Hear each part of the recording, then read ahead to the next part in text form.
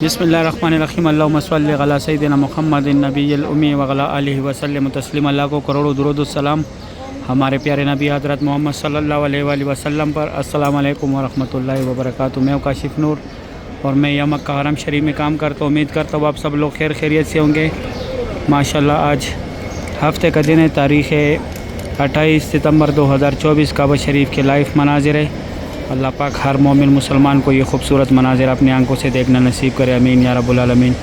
माशाल्लाह बहुत बड़ी तादाद में लोग तवाफ़ कर रहे हैं, उम्रा अदा कर रहे हैं। माशाल्लाह ये देख सकते हैं इस साइड ये अब्दुल अज़ीज़ गेट वाला साइड है, लेकिन अभी अब्दुल अज़ीज़ गेट आर्जी तौर पे बंद है, तो इस्माइल गेट से लोग आते अंदर।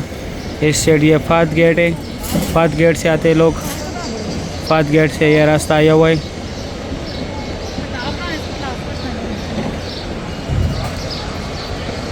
और ये काबा शरीफ है। काबा शरीफ के साथ ये छोटे छोटे मीनार जो है ये हतीम में, यहाँ पे लोग नफल अदा करते हैं, नफल पढ़ते हैं। मैं बिल्कुल उम्रा गेट के सामने खड़ा हूँ।